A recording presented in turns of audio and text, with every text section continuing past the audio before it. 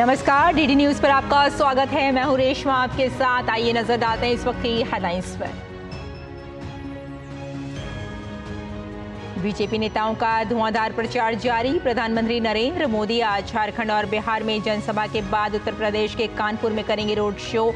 अमित शाह गुजरात के अलावा दमन और दीव में संभालेंगे कमान।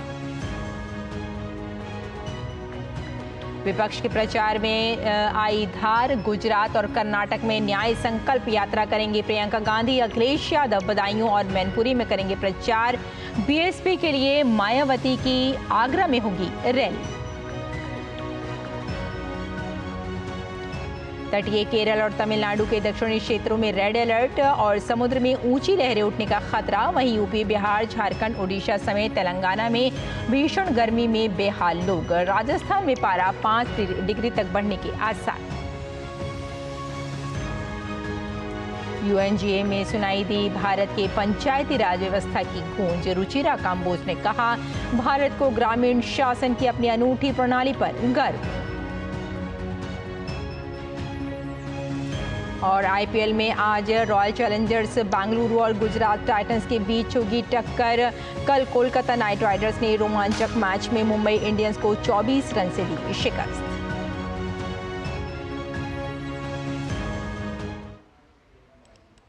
और अब समाचार विस्तार से।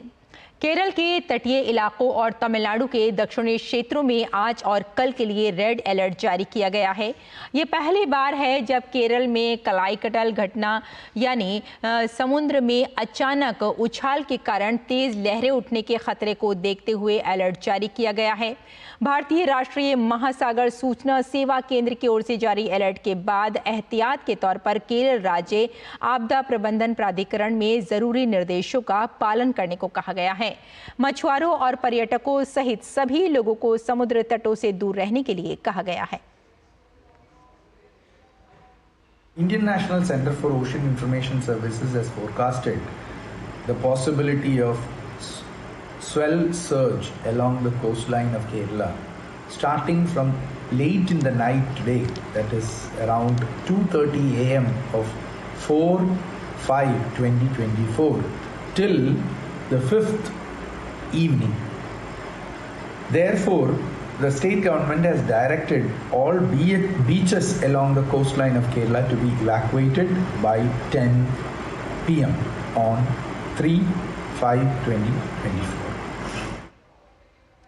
देश के ज्यादातर हिस्सों में इस समय प्रचंड गर्मी चल रही है और लू के थपेड़े लोगों को परेशान कर रहे हैं। तेलंगाना के कई भाग भीषण गर्मी की चपेट में हैं। राज्य के पेडापल्ली, सूर्यापेट और जगतियाल और खम्मम जिलों में तापमान 40 डिग्री को पार कर गया है। मौसम विभाग की माने तो अभी इस भीषण गर्मी में राहत मिलने के आसार नहीं हैं। अगले 3 दिन तक इसी तरह की गर्मी जारी रहेगी। लोगों को दोपहर में बाहर निकलने से बचने की सलाह दी गई है। केरल, आंध्र प्रदेश में भी इस समय काफी ज्यादा गर्मी पड़ रही है। केरल में तो 6 मई तक के लिए स्कूल, कॉलेज बंद कर दिए गए हैं।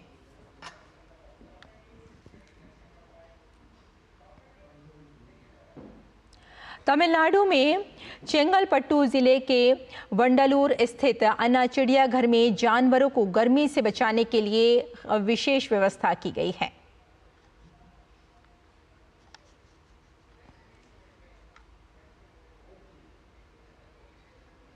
तो आप इस वक्त देख रहे हैं कि किस तरह से देश के कई इलाकों में भीषण गर्मी पड़ रही है। न सिर्फ लोग इससे परेशान हैं बल्कि जानवर भी परेशान हैं और इसी वजह से चेन्नई की अगर हम बात करें तो वहाँ के जो चिड़ियाघर हैं वहाँ जानवरों के स्नान के लिए, उनके नहाने के लिए कई तरह का इंतज़ाम किया गया है ताकि उन्हें गर्मी से कुछ हद तक राहत मिल सके। विशेष स्नान का भी उनके लिए ख्याल किया गया है।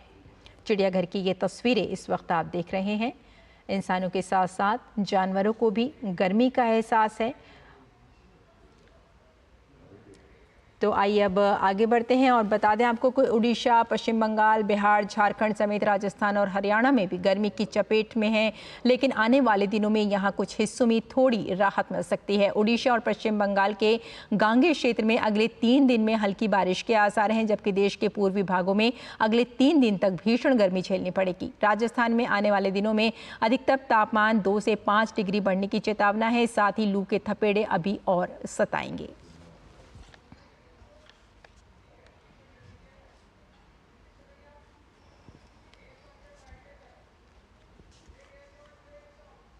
वर्तमान में राजस्थान के ज़्यादातर भागों में तापमान सामान्य है, 40 डिग्री के आसपास और नीचे है। मौसम विज्ञान केंद्र जयपुर की ओर से पश्चिमी राजस्थान के सीमावर्ती क्षेत्रों के लिए 7 मई के लिए हीट वेव की चेतावनी जारी की गई है।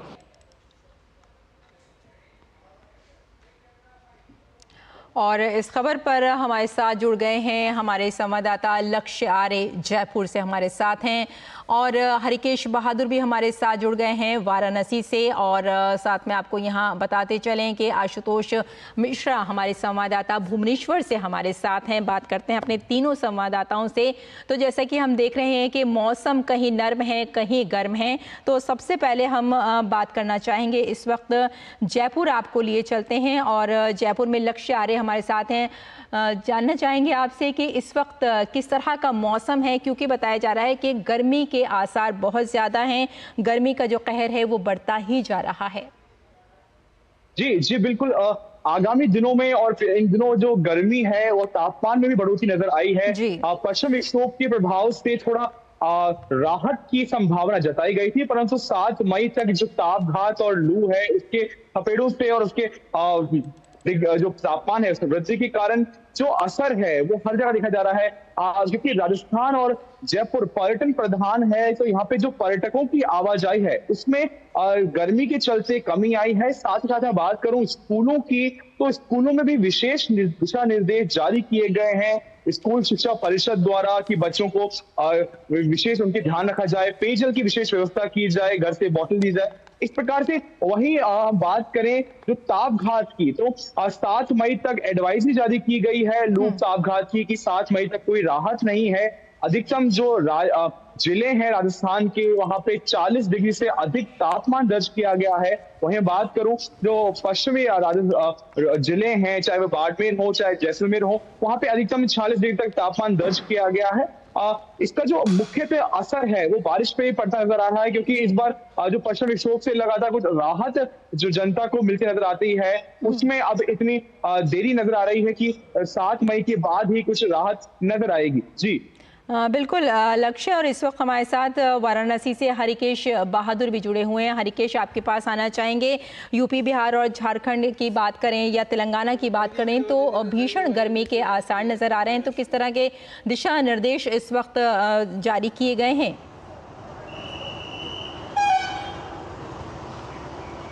देखिए रेशमा, जैसा कि हमारे सहयोगी लक्ष्य बता रहे थे राजस्थान से, राजस्थान तो गर्मियों के लिए ही जाना जाता है, लेकिन जो वाराणसी है यहाँ पर भी पिछले 2 हफ्तों से इतनी ज़्यादा जो गर्मी पड़ रही है और इस माह तापमान 42-43 के आसपास जो अधिकतम पहुँच गया है। और इसको देखते हुए जैसा कि लक्ष्य ने बताया, यहाँ भी जो बेसिक शिक्षा है 1 से 8 तक के जो विद्यार्थी हैं उनके स्कूलों ने और जिला प्रशासन ने खास तौर पर यह निर्देशित किया है कि सुबह 7:30 बजे से लेकर 11:30 या 12:30 बजे तक ही चलाए जाएं। और बच्चों के लिए स्कूलों में भी पानी के लिए और इस तरह की व्यवस्थाएं की गई हैं, दवा की व्यवस्था की गई है, जो कि यहाँ पे धार्मिक पर्यटन काशी में बहुत महत्व रखता है। और काशी विश्वनाथ धाम का जब से लोकार्पण हुआ है तब से बहुत ज़्यादा जो है संख्या बढ़ी है पर्यटकों की। अभी आप देखी होंगी मेरे पीछे, चूँकि मैं काशी विश्वनाथ मंदिर के काशी विश्वनाथ जो BHU है उसके काशी विश्वनाथ मंदिर के सामने खड़ा हूँ। जो छात्राएं जा रही हैं, किस तरह से उन्होंने अपना चेहरा इस धूप की वजह से ढक रखा है। कुछ साउथ के तीर्थयात्री भी जाते हुए दिखाई दिए होंगे। तीर्थयात्रियों की संख्या में बहुत कमी तो नहीं दिखाई दे रही है, नहीं बताई जा रही है, क्योंकि जो साउथ के लोग, जब हम लोग भी यहाँ पे पढ़ाई करते थे उस समय भी साउथ के लोग गर्मियों में ही आते थे, तो उनको यहाँ पर मुफीद होता है इन दिनों में, या एक महत्व होता है, तो ज़्यादा संख्या में वो पर्यटक आ रहे हैं। इसके अलावा चूँकि जितने भी शिक्षण संस्थान हैं, चूँकि एग्ज़ाम चल रहे हैं कई जगहों पर, तो जो छात्र हैं, जो अभिभावक हैं, वो भी सावधानी बरत रहे हैं और अपने साथ पानी लेकर चल रहे हैं, अपने चेहरे को ढक के चल रहे हैं, छतरी लेकर चल रहे हैं। तो जो धूप से, गर्मी से बचाव के जितने भी जगह जगह पन्ना बिकने लगा है और तरबूज, खीरे, ककड़ी, इसकी जगह जगह ठेले दिखाई दे रहे हैं, दुकानें दिखाई दे रही हैं और लोग प्रिकॉशन के तौर पर पन्ना पीते हुए दिखाई दे रहे हैं। और जो भी लूज जी हरिकेश, अगर हम मौसम विभाग की बात करें तो उनके क्या दिशा निर्देश हैं, ये आपसे जानना चाहेंगे। देखिए, मौसम विभाग लगातार लोगों को बता रहा है कि गर्मी बढ़ेगी ही, और अभी जैसा लक्ष्य कह रहे थे, अभी यहाँ पर भी 2 दिन और ज़्यादा गर्मी बढ़ने की संभावना व्यक्त की है मौसम विज्ञान ने। चूँकि काशी हिंदू विश्वविद्यालय में मैं हूँ, यहाँ से ही मौसम विज्ञान के बारे में जानकारी भी दी जाती है। यहाँ पे मौसम वैज्ञानिक हैं, यहाँ से जानकारी समाचार पत्रों के माध्यम से, अखबारों से लोगों तक पहुँचाई जाती है, हम लोगों के माध्यम से पहुँचाई जाती है। लोगों को सचेत किया जा रहा है कि किस तरह से निकलने से पहले अपने लिए तैयारी करें, और जो हमारे चिकित्सक हैं खास तौर से लोगों को सचेत कर रहे हैं कि इस हीट स्ट्रोक से किस तरह से बचाव करें अपना, अपने परिवार का, अपने बच्चों का। तो ये देखिए, और इस गर्मी को चलने की संभावना जताई जा रही है, चूँकि मई का महीना आ रहा है और लगातार जो है गर्मी बढ़ने की संभावना है। बिल्कुल, हमारे साथ आशुतोष भी जुड़े हुए हैं भुवनेश्वर से। आशुतोष, आपके पास आना चाहेंगे।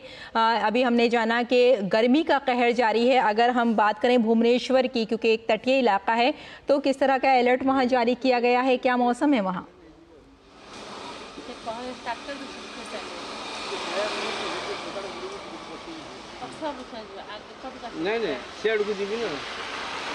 भुवनेश्वर में भी काफ़ी गर्मी है। सच कहें तो गर्मी पूरे उड़ीसा में, अधिकांश भागों में उड़ीसा के पिछले 4-5 दिनों से प्रचंड ग्रीष्म प्रवाह चल रहा है जी। ऐसा था कि पिछले 3-4 दिनों पहले कई इलाकों में, पश्चिमी उड़ीसा के इलाके हों, उत्तरी उड़ीसा के इलाके हों, कुछ तटवर्ती इलाकों में भी 40, 42, यहाँ की 45, 46 तक पारा पहुँच गया था, जैसा कि बहुत कम देखा जाता है। और गर्मी का हाल ये है कि आज भुवनेश्वर में मैं यहाँ खड़ा हूँ, मैं पसीने से तराबोर हूँ और गर्मी हर जगह बहुत ज़्यादा है। मौसम विभाग ने लोगों को पहले ही कहा है कि देखिए, दोपहर में बाहर निकलने की कोशिश न करें, और अगर गलती से निकलना पड़े किसी वजह से, तो अपने साथ कोई भीगा कपड़ा लिए रहें और अधिक से अधिक ठंडा पेय ग्रहण करें, ताकि लू लगने की संभावना कम हो जाए। वैसे ही स्कूल, अधिकांश स्कूल जो है बंद हैं, बच्चे जो है उनके ऑनलाइन क्लासेस चल रही हैं। मजदूरों से कहा गया है, राज्य सरकार ने निर्देश दिए हैं कि मजदूरों को 11 बजे के बाद काम न करने दिया जाए। तो गर्मी से पूरा राज्य बेहाल है। वो भुवनेश्वर के तटवर्ती इलाके हो, भुवनेश्वर जैसे, पुरी जैसे, और इसी समय में चुनाव भी हो रहे हैं। तो मतलब ये नेता हो, चाहे हमारे जैसे पत्रकार हो, चाहे साधारण लोग हो, गर्मी से हर आदमी त्रस्त है। अब मैंने मौसम विभाग के लोगों से आज बात की थी, वो लोग कह रहे थे कि 1-2 दिनों में हो सकता है गर्मी थोड़ी कम हो जाए, हर इलाके में नहीं, लेकिन तटवर्ती इलाकों में थोड़ा कम होने की संभावना है। ईश्वर करे कि ऐसा हो। बिल्कुल, यानी ये कह सकते हैं कि गर्मी का कहर अभी जारी है, लेकिन हो सकता है 1-2 दिन के बाद मौसम में करवट आए और मौसम बदल जाए। बहुत बहुत धन्यवाद आप तीनों का हमारे साथ जुड़ने के लिए। लक्ष्य आर्य हमारे साथ थे और हरिकेश बहादुर जी हमारे साथ थे, और साथ में आशुतोष मिश्रा। बहुत बहुत धन्यवाद आप तीनों की जानकारी के लिए। आइए अब बात करते हैं 24 की चुनौती की।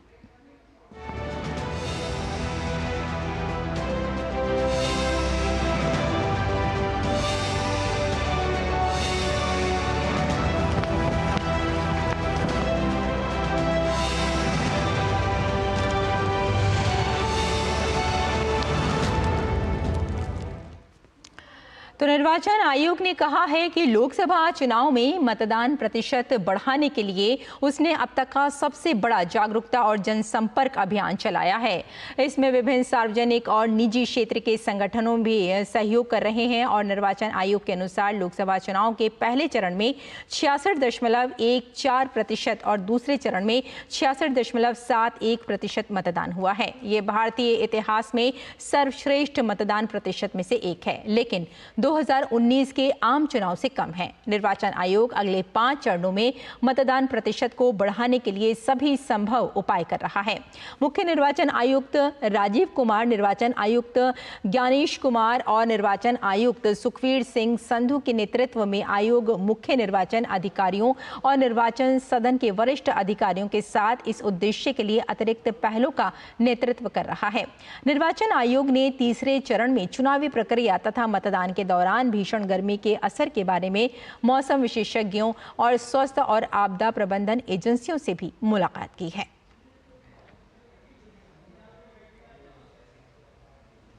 देश में लोकसभा चुनाव प्रचार चरम पर है। मतदाताओं को लुभाने के लिए सभी राजनीतिक दलों ने एड़ी चोटी का जोर लगा दिया है। भाजपा के स्टार प्रचारक और प्रधानमंत्री नरेंद्र मोदी आज 3 राज्यों के चुनावी दौरे पर रहेंगे। प्रधानमंत्री आज सबसे पहले झारखंड पहुंचेंगे, जहां वो पलामू और लोहरदगा में चुनावी जनसभाएं करेंगे। इसके बाद पीएम बिहार के दरभंगा में बीजेपी प्रत्याशी गोपाल जी ठाकुर के समर्थन में एक रैली करेंगे। दिन के अंत में प्रधानमंत्री उत्तर प्रदेश के कानपुर में भाजपा प्रत्याशी के समर्थन में एक रोड शो करेंगे।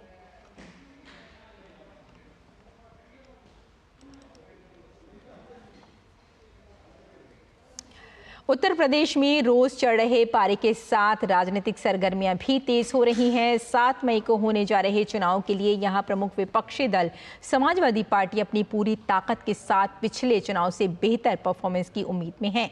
वैसे तो अखिलेश यादव अभी 2 दिन पहले बदायूं में चुनावी सभा कर चुके हैं, लेकिन एक बार फिर से आज गुन्नौर के बबराला और साथ में सहसवान में रैली करेंगे। बदायूं लोकसभा सीट पर बीजेपी और समाजवादी पार्टी के बीच कांटे की टक्कर मानी जा रही है। यहां समाजवादी नेता शिवपाल यादव के बेटे आदित्य यादव का मुकाबला दुर्विजय सिंह शाके से है और साथ में बदायूं के अलावा अखिलेश और डिंपल यादव मैनपुरी में आज रोड शो करेंगे। मैनपुरी वो सीट है जो समाजवादी पार्टी का गढ़ कहलाता है। यहां डिंपल के खिलाफ बीजेपी ने जयवीर सिंह पर दांव लगाया है।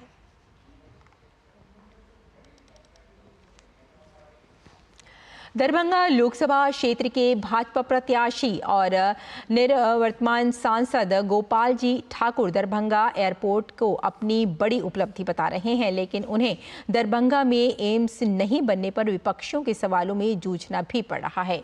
इस सवाल के जवाब में डीडी न्यूज के साथ बातचीत में गोपाल जी ठाकुर ने दरभंगा एम्स के निर्माण नहीं होने का सारा ठेकरा राजद और उसकी सहयोगी पार्टियों पर फोड़ा है। हमारे संवाददाता राजेश राज के साथ दरभंगा में बातचीत करते हुए गोपाल जी ठाकुर ने कहा कि प्रधानमंत्री नरेंद्र मोदी का अभिनंदन मखाने की माला और साथ में मिथिला पारंपरिक पाग और चादर से किया जाएगा। दरभंगा लोकसभा क्षेत्र से भारतीय जनता पार्टी ने अपने निवर्तमान सांसद गोपाल जी ठाकुर को दोबारा चुनाव मैदान में उतारा है। गोपाल जी ठाकुर के लिए प्रधानमंत्री नरेंद्र मोदी 4 मई को दरभंगा में चुनाव प्रचार के लिए आ रहे हैं और गोपाल जी ठाकुर अभी हमारे साथ बातचीत के लिए मौजूद हैं। हम उनसे सीधे आपको रूबरू कराते हैं। ठाकुर साहब, आपके लिए प्रधानमंत्री आ रहे हैं, कितना बड़ा जोश है, कितना बड़ा उमंग है? आपको बहुत बहुत धन्यवाद। निश्चित रूप से देश के यशस्वी प्रधानमंत्री जी आने वाले हैं और यहाँ पर संपूर्ण मिथिला में खुशी की लहर है। अब लोग मिथिला के लोग बेंगलुरु, दिल्ली, मुंबई, हैदराबाद, कोलकाता से 1.5 घंटा 2 घंटा में घर आ रहे हैं, अपने दुख सुख में भाग अपने परिवार के साथ ले रहे हैं। एम्स का जो मुद्दा है वो इस बार इस लोकसभा में काफी गरमाया हुआ है। गोपाल जी ठाकुर कैसे उसको काउंटर कर रहे हैं? जब हम लोग एनडीए में आ गए तब यहाँ के माननीय मुख्यमंत्री श्री नीतीश कुमार जी के एक अन्य पार्क में हम जाकर के बातचीत किए और हमने कहा जो डीएमसीएच में 300 एकड़ में 200 में एम्स बन जाएगा, डीएमसीएच रह जाएगा। तो माननीय मुख्यमंत्री तुरंत तैयार हो गए और 200 एकड़ जमीन उपलब्ध करवा दिए और यहाँ 81 एकड़ लोलैंड मिट्टी का काम हो चुका था। अब शिलान्यास होने के कगार पर था, तब फिर राष्ट्रीय जनता दल सरकार में आ गई और इन्होंने कहा जो नहीं, यहाँ पर एम्स नहीं बनेगा। अब सवाल उठता है जो 15 में भी यही सरकार में थे, एम्स का जब डायरेक्टर यहाँ पर प्रधानमंत्री दे दिए तब इन्होंने रुकवाने का काम किया। अब हम और माननीय नीतीश कुमार जी दोनों एक जगह हो गए हैं। 4 जून के बाद पहला प्राथमिकता होगा दरभंगा में एम्स का निर्माण का कार्य प्रारंभ हो जाए। ऐसा प्रधानमंत्री ने दिया। गोपाल जी ठाकुर, क्या इन्हीं मुद्दों को, इन्हीं जो डेवलपमेंट के काम है उनको गिनाकर लोगों से जनादेश मांगे? निश्चित रूप से यहाँ के लोगों में अति उत्साह है। इस दरभंगा में बिहार का दूसरा IT पार्क बन के तैयार हुआ है, बिहार का दूसरा तारामंडल बन के तैयार हुआ है।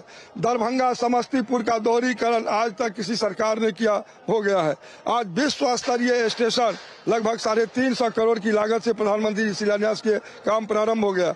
यहाँ लहरिया से सक्रिय स्टेशन, अमृत भारत स्टेशन में प्रधानमंत्री शिलान्यास किया है, काम प्रारंभ हुआ है। ककर घाटी 253 करोड़ बन रही है। प्रधानमंत्री जी आ रहे हैं, खाना की माला, मिथिला पेंटिंग, मिथिला पाग, चादर से प्रधानमंत्री को हम लोग स्वागत भी करेंगे। बहुत बहुत धन्यवाद। दरभंगा के निवर्तमान सांसद गोपाल जी ठाकुर, जो प्रधानमंत्री नरेंद्र मोदी को मखाने का माला, मिथिला पाग, चादर से उन्हें सम्मानित करने की तैयारी कर रहे हैं। कैमरामैन ललित के साथ राजेश राज, DD न्यूज, दरभंगा। और छत्तीसगढ़ में 11 लोकसभा सीटों पर भाजपा और कांग्रेस ने पैनी नजर बनाई हुई है। राज्य में पहले चरण और दूसरे चरणों की वोटिंग समाप्त हो चुकी है और 7 लोकसभा सीटों पर तीसरे चरण के अंतर्गत वोटिंग होनी है। देखिए हमारे संवाददाता सोमेश पटेल की ये रिपोर्ट। लोकतंत्र का महापर्व है और महापर्व में रंग और फिजा भी चुनावी हो गया है। राजनीतिक दल भी दमखम के साथ प्रचार अभियान में जुटे हैं। रायपुर की सीट की बात ही कुछ खास है। यही कारण है कि राजनीतिक दल भी इस सीट के महत्व से भली भांति अवगत हैं। राज्य की राजधानी होने के कारण खुद ही यह एक VIP सीट बन जाती है। भौगोलिक दृष्टि से देखें तो खारून नदी के तट पर बसा रायपुर छत्तीसगढ़ का सबसे बड़ा शहर है। पहली बार 1952 में रायपुर लोकसभा सीट अस्तित्व में आई थी। जिले की कुल जनसंख्या करीब 25 लाख है, जिसमें पिछड़ी जाति साहू कुर्मी समाज का बाहुल्य है। साहू की आबादी का 30% है तो कुर्मी की जनसंख्या 20%। रायपुर लोकसभा क्षेत्र के तहत 7 विधानसभा सीटें आती हैं। रायपुर सीट पर मुख्य मुकाबला भाजपा और कांग्रेस के बीच है। भाजपा ने बृजमोहन अग्रवाल को तो कांग्रेस ने विकास उपाध्याय पर दांव खेला है। पिछले 3 दशकों से रायपुर पर भाजपा का कब्जा है। रायपुर से 2004, 2009 और 2014 में रमेश बैस, जबकि 2019 में सुनील कुमार सोनी ने भाजपा की टिकट पर जीत हासिल की थी। तो 24 की चुनौती में फिलहाल इतना ही।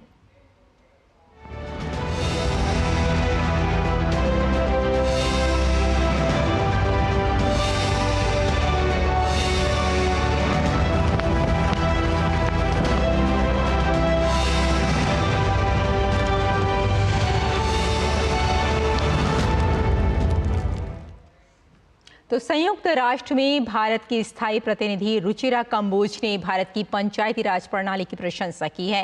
रुचिरा कंबोज ने संयुक्त राष्ट्र में कहा कि भारत को ग्रामीण शासन की एक अनूठी प्रणाली पर गर्व है, जिसे पंचायती राज के नाम से जाना जाता है। India prides itself on a unique system of rural governance known as the Panchayati Raj, an emblem of decentralized power at the grassroots level. And unlike municipal governance systems found elsewhere in the world, the Panchayati Raj is a sterling example of direct democracy that facilitates active participation from all residents of a panchayat through the Gram Sabha or the assembly of all adult members of the community. Our nation's journey with the Panchayati Raj system is a narrative of empowerment, inclusion, and progress, particularly highlighting the strides made in women's leadership. And it gives me much joy to say that as a lady myself. और खेल की खबरों में Indian premiere league में आज royal Challengers Bengaluru और Gujarat Titans के बीच मुकाबला खेला जाएगा। ये मैच बेंगलुरु में आयोजित होगा। प्लेऑफ की दौड़ में अभी भी बाहर नहीं हुई आरसीबी के लिए इस मैच में जीत दर्ज करना बेहद जरूरी होगा। रॉयल चैलेंजर्स बेंगलुरु 10 मैचों में 6 अंक लेकर तालिका में सबसे नीचे है, जबकि टाइटंस 10 मैचों में 8 अंक लेकर 8वें स्थान पर है। आरसीबी के लिए विराट कोहली शानदार फॉर्म में हैं, जिन्होंने इस सीजन में अब तक 500 से ज्यादा रन बनाए हैं।